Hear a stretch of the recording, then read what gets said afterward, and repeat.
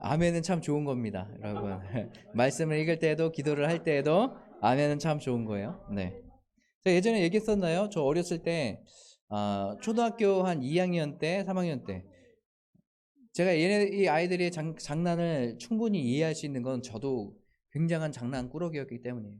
그래서 교회를 다닐 때도 항상 교회 안에서도 장난꾸러기에 한 두 손가락 안에 들었던 사람이 저였어요. 지금은 전혀 장난 안 치고 그럴 것처럼 이렇게 보이죠. 그런데 네, 장난 괴수 중에 괴수였던 사람이 바로 저였습니다. 어렸을 때 이제 분만 공부를 하는데 선생님이 막 기도하시는데 제가 맞아 아멘 아멘 아멘 했어요. 아멘 아멘. 그것은 제가 왜 아멘을 했냐면 장난치려고 기도하는데 어른들이 가끔 이제 기도하시다 보면 담임 목사님이나 또 대표 기도 하시는 분이 기도하실 때 중간에 그 자리에 앉으셔서 아멘 아멘 하면서 기도하시거든요. 근데 그거를 제가 어렸을 때부터 많이 들었기 때문에 내가 분만 공부하면서 그게 갑자기 생각난 거예요, 기도할 때. 그래가지고 그때 생뚱맞게 막 아멘 아멘 아멘을 계속 했어요. 기도가 끝나고 나서 우리 선생님께서 여자 선생님께거든요. 머리가 여기까지 길게 내려오시는 생머리에 키도 좀 크시고 그 선생님께서 얘기하시는 거예요. 눈 뜨자마자 호영아 너 잘했다 이렇게 얘기해요. 저희가 꾸짖지 않고 호영아 너 저한테 잘했다라고 얘기하는 거예요. 그러면서 아멘에 대해서 이야기해 줬어요. 아멘. 예. 말씀을 읽거나 기도를 할 때 너희들이 마음에 감동이 오는 것이 있다면 아멘으로 화답하는 거야 이렇게 얘기했어요.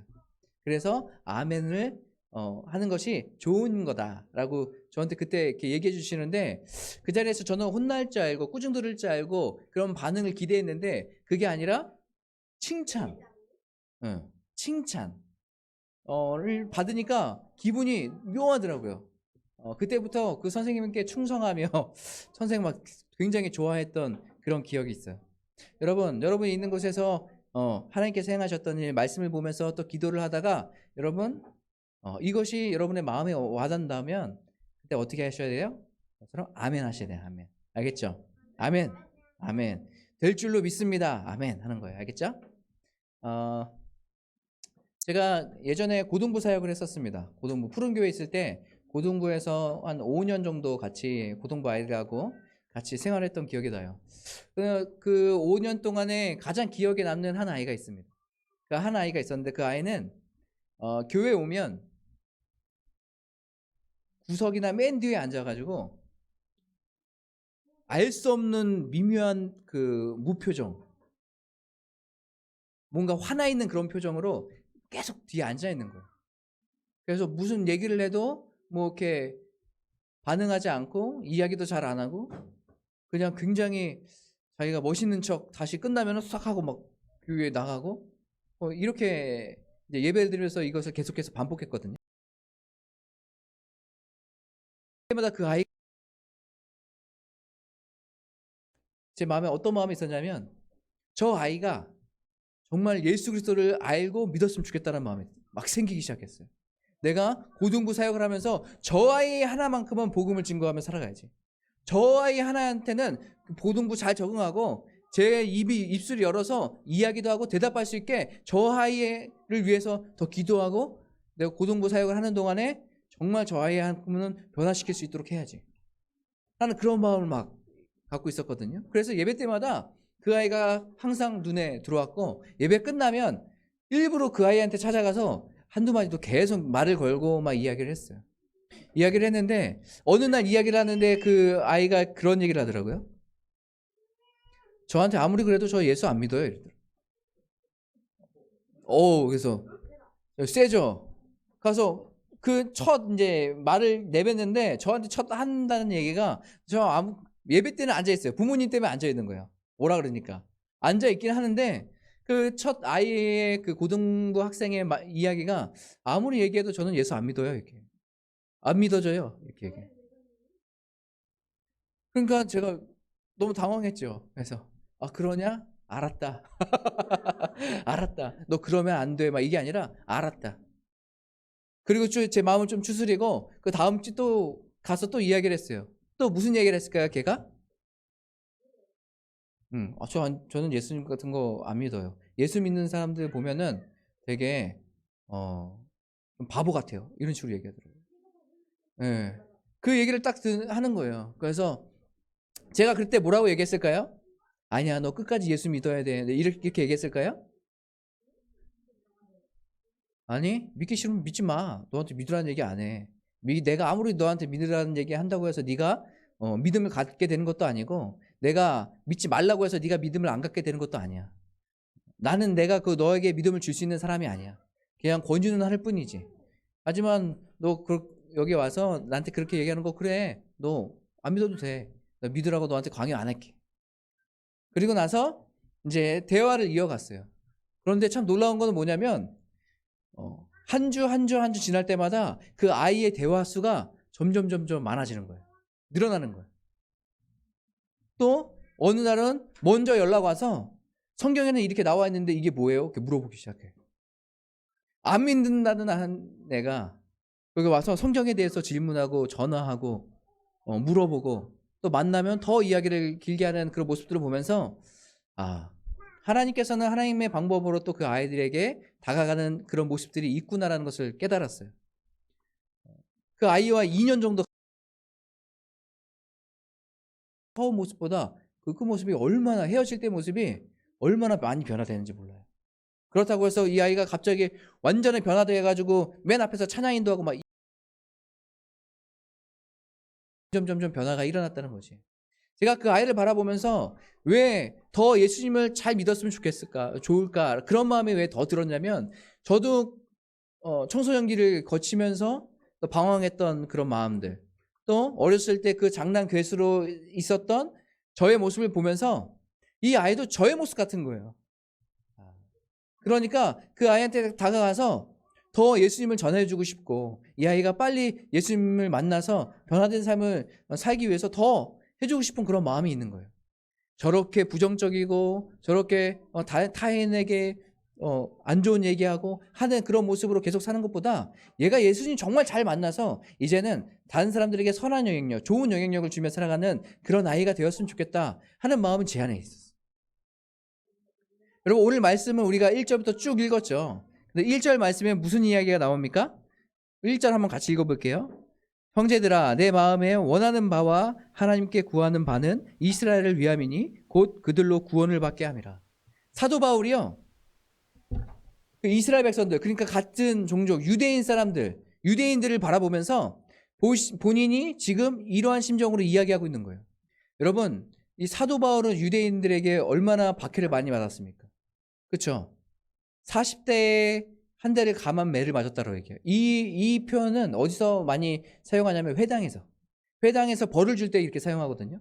그러니까 이것을 몇 번 맞으면 5번 맞았다고 얘기해요. 여러분, 39대를 장으로 맞는다고 생각해 보세요. 채찍으로 맞는다고 생각해 보세요. 얼마나 고통스럽고 힘든 그런 시간들을 보내겠습니까? 여러분, 그렇다면 그 유대인들하고 내가 친하게 지내야지, 저들을 위해서 내가 뭔가 헌신해야지, 이런 마음이 들겠어요? 아니요. 저 같으면 더 화가 나고 분노가 나서 쟤들이랑 상종도 안 할 거야. 쟤들이 온다 그러면은 나 반기지도 않고 막 이럴 거야. 막 그런 마음이 아마 더 들을지도 몰라요. 또 어떤 일이 있었냐면 사도행전 23장에 보면 이 사도 바울을 죽이기 위해서 40인이 결의를 합니다. 그래서 암살단을 조직해요. 유대인들이 그런 일들을 했단 말이에요. 이 사도 바울에게. 그런데 이 사도 바울이 이 유대인들을 바라보면서 어떠한 마음으로 있을까요? 오늘 1절 말씀에 그 마음이 나와 있는데 그게 뭐예요? 너희들이 구원받기 원한다라는 얘기예요. 너희들을 위해서 기도한다는 거예요.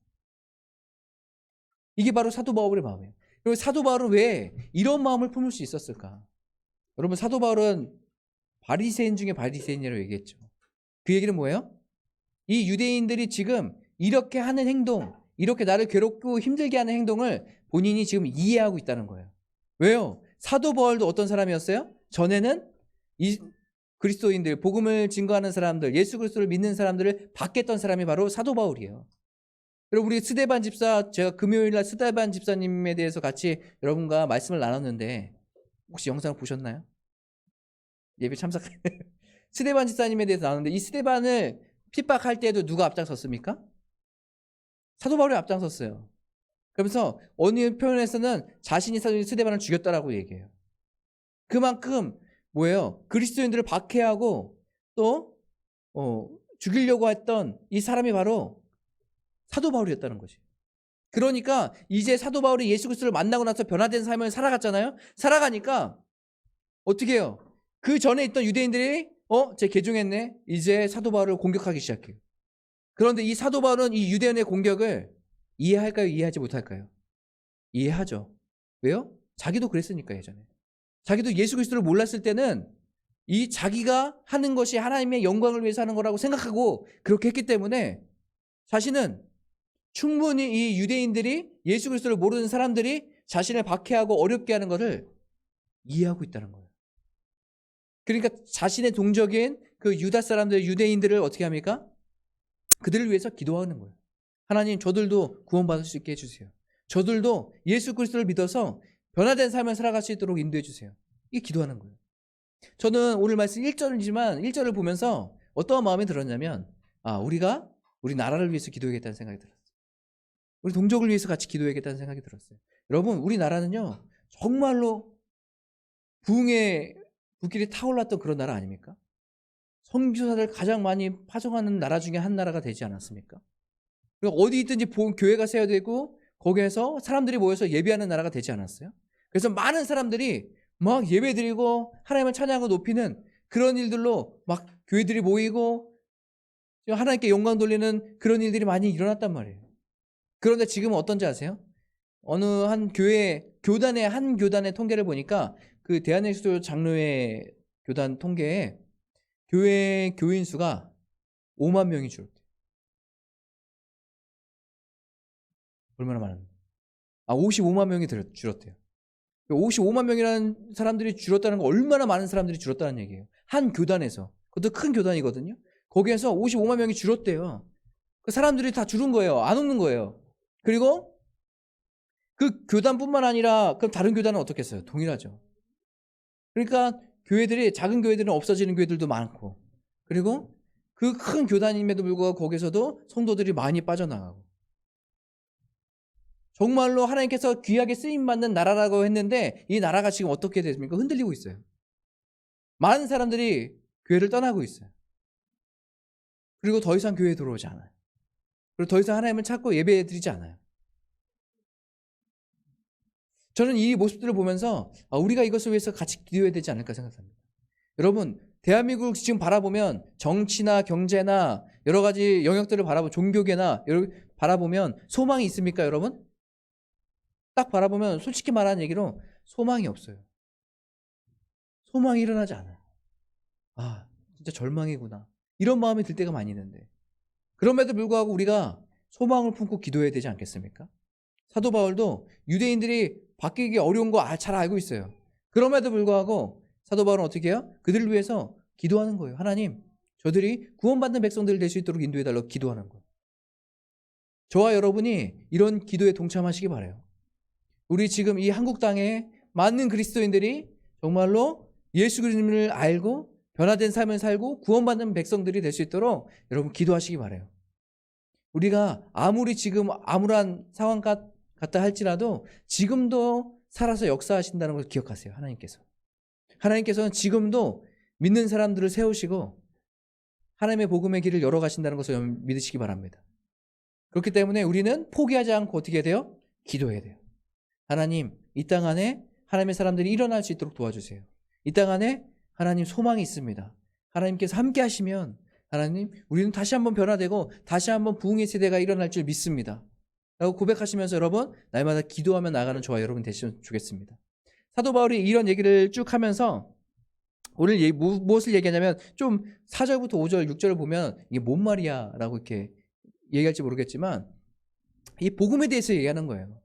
하나님께서 너희들 예수님을 만나기 위해서 하늘로 올리겠냐? 너희들 하늘로 올라오게 하겠냐? 아니면 예수님 만나기 위해서 저 끝에 땅 끝으로 가서 거기서 만나게 하겠느냐? 아니에요. 하나님께서 이 예수님을 통하여서 이미 하늘에서 내려오게 하셨고 만나게 하셨고 이미 죽음으로 말미암아서 십자가에 죽고 부활하심으로 말미암아서 우리를 다시 만나게 하셨다는 거예요. 그러니까 너희들은 지금 예수 그리스도를 믿어야 된다는 얘기하고 있는 거예요. 이때 이 유대인들이 어떤 마음이 있었습니까? 자기의 율법으로 말미암아 의롭게 된다라고 생각했어요. 그런데 모세 이때 시대에 이 율법으로 말미암아 의롭게 되는 건 맞습니다. 맞아요. 율법으로 말미암아 의롭게 될 수 있어요. 그런데 율법을 완벽하게 지킬 수 있는 사람이 없는 거예요. 그러니까 하나님의 입장에 볼 때는 율법으로 말미암아 의롭게 될 수 있어요. 그런데 사람들의 입장에서 볼 때 율법으로 말미암아 의롭게 될 수 있는 사람이 있나요? 아무도 없는 거예요. 그러니까 이 이스라엘 백성들, 유대 사람들이 뭐에 집착합니까? 계속해서 율법에 집착하는 거예요. 이렇게 되기 위해서. 난 율법만 잘 지키면 이렇게 될 수 있으니까 율법을 잘 지켜야 돼. 거기에만 집중하기 시작하는 거예요. 아무도 완벽한 사람이 없죠. 근데 하나님께서 어떻게 해요? 예수 그리스도라는 이 땅 가운데 보내셔서 그 예수 그리스도를 믿는 자마다 어떻게 해요? 구원받고 의롭게 여김을 받게 되는 놀라운 은혜를 주셨어요. 그러니까 사도 바울은 너희들이 예수 그리스도를 믿음으로 말미암아서 나아가야 된다는 것을 이야기하고 있어요. 여러분, 그만큼 이렇게 믿음이 중요해요. 믿음의 삶을 사는 것이 중요해요. 그래서 사도 바울은 너희들이 지금 뭔가 오해하고 있다, 잘못된 길로 가고 있다, 잘못된 신앙을 하고 있다라고 이야기하고 있어요. 여러분, 제가 예전에 부천에 살 때 서울에서 이제 부천으로 이제 집으로 가는데 소사에 살았거든요. 소사역에. 소사역으로 이제 가야 되는데 그날 너무 피곤한 거예요. 빨리 집에 가고 쉬고 싶다. 하고 이제 어디서 환승해야 되냐면 신도림인가요? 신도림에서 환승하죠. 신도림에서 환승하고 구로역에서 환승하는 기억이 안 나요. 신도림에서 이제 환승하는데 신도림에서 환승하려고 딱 이렇게 내려가지고 이제 1호선을 타러 가야지 하고서 타러 이제 열심히 갔습니다. 열심히 가고 있는데 여러분 그때 그런 거 경험해 보셨죠? 내가 조금만 가고 있는데 저기 차가 와가지고 바로 출발할랑 말랑해. 문은 열려 있고. 그럴 때 여러분 어떻게 하세요? 잘 가 하고 그러고 다음 차 타야지 그래요? 제가 그때 너무 피곤했거든요. 그래가지고 그 문이 딱 열리는 거예요. 계단 올라가고 있는데 저거 빨리 타야겠다. 그래서 막 뛰어가고 탔어요. 타가지고 다행이다. 이제 빨리 집에 가서 쉴 수 있겠다. 안 기다려도 되겠다. 하고서는 이제 타고서 좀 가고 있었어요. 한참 가고 있었거든요. 한참 이렇게 생각하고 있는데 생소한 역들이 막 들리기 시작하는 거예요. 그래서 밖을 바라봤더니 밖은 좀 어두워가고 제대로 못 봤거든요. 그래서 다시 한번 이렇게 열차를 살펴보니까 제가 한 10분 정도를 지났는데 수원행 열차를 타고 한참 가고 있더라고요. 그때 제가 어떻게 했을까요?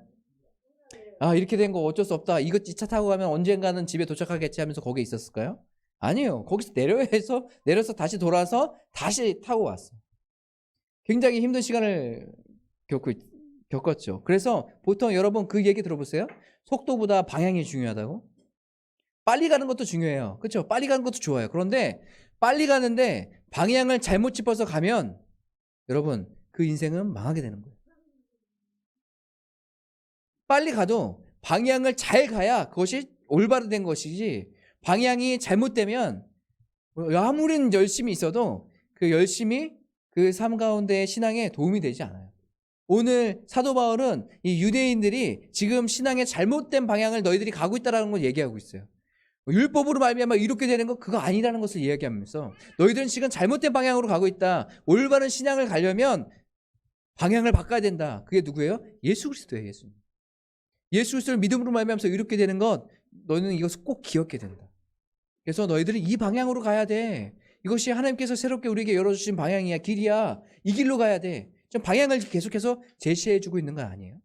그런데 우리는 너무나 뭐만 집중하고 있습니까? 속도에만 집중해요. 너무 빨리 가고 싶은 마음.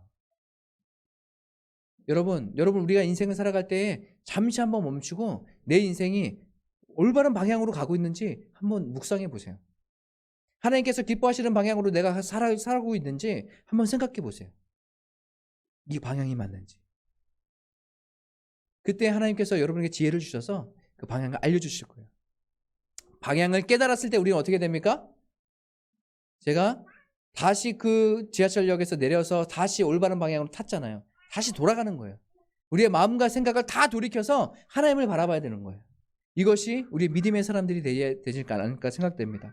오늘 말씀 10절 말씀 한번 같이 보실까요? 10절 말씀.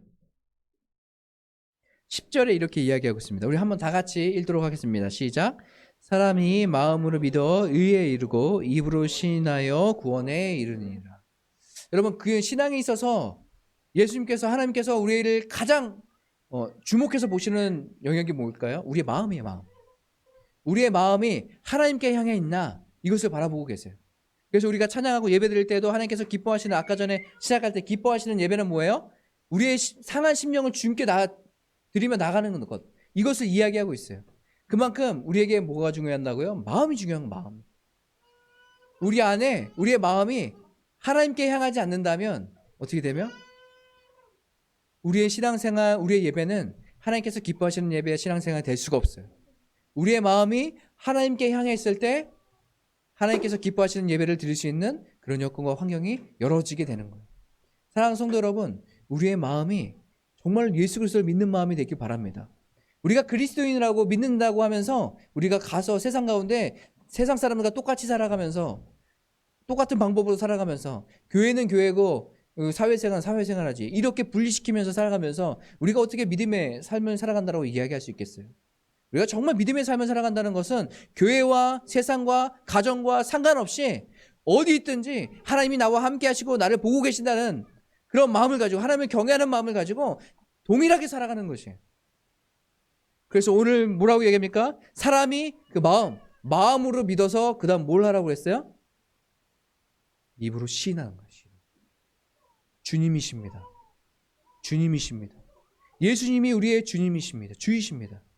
여러분 그 헬라어로 이 주라는 얘기는 키리오스라고 얘기하거든요. 키리오스는 왕, 주님 이것을 뜻해요.